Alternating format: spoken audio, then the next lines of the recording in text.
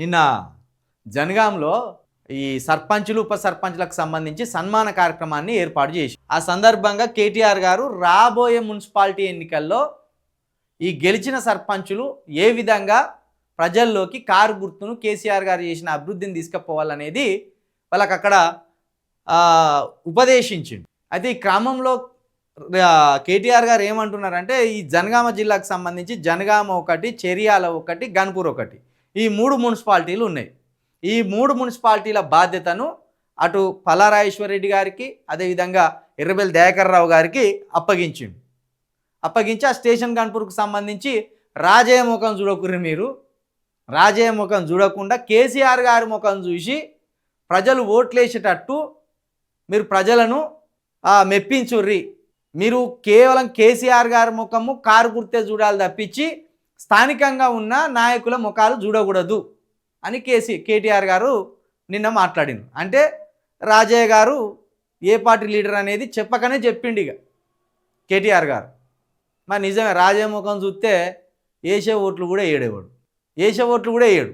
ఇప్పుడు వాడిని దూరం కొడదామా అంటే ఎక్కడ మళ్ళా పార్టీకి ఇబ్బంది జరుగుతుందో అని ఇబ్బందులు ఉన్నారు. ఎందుకంటే ఇప్పుడు స్టేషన్ గన్పూర్లో ఇమీడియట్లీ ఒక లీడర్ కావాలి. ఇక ఉన్న విషయం చెప్పలే, కొందరు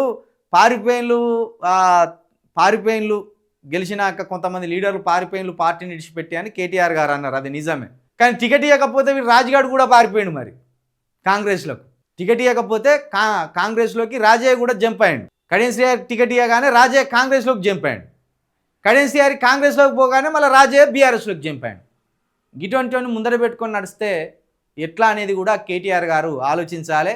వరంగల్లో మీరు మంచి అభ్యర్థులను పెడితే, టోటల్గా 12 నియోజకవర్గాల్లో మీరు మంచి అభ్యర్థులను పెడితే, ఇప్పుడున్న వాళ్ళని కొంతమందిని తీసేసి మంచి అభ్యర్థులను పెడితే 12 స్థానాలు బీఆర్ఎస్ మళ్ళా కైవసం చేసుకుంటారు. ఉదాహరణకు పల్లారాజేశ్వరరెడ్డి గారు మళ్ళా గెలుస్తారు, అద్భుతంగా పనిచేస్తున్నాడు ఆయన.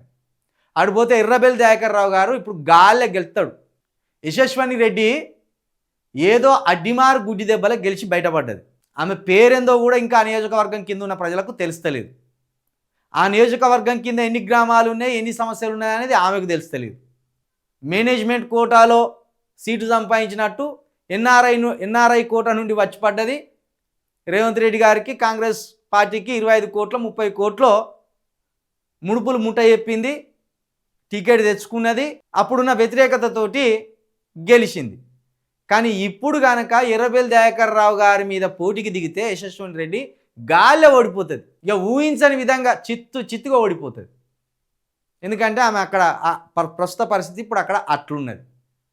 కాబట్టి దయాకర్ రావు గారి లాంటి వాళ్ళను, పల్లారాజేశ్వరరెడ్డి గారి లాంటి వాళ్ళను, నిరంతరం ప్రజలకు అందుబాటులో ఉండే ఇలాంటి నాయకులను వరంగల్లో ఉన్న 12 స్థానాల్లో కనుక నిలబెడితే తిరుగులేదు బీఆర్ఎస్ పార్టీకి వరంగల్లో.